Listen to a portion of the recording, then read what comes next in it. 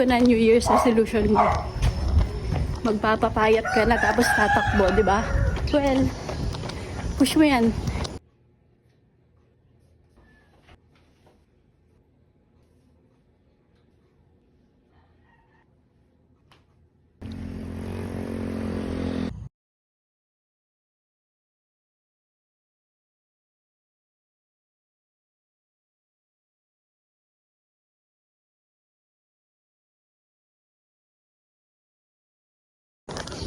Morning!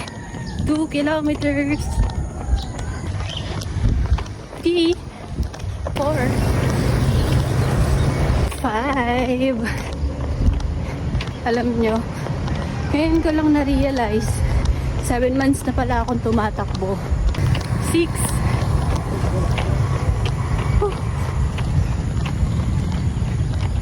Plus 1. Pang 6 kilometers ko na.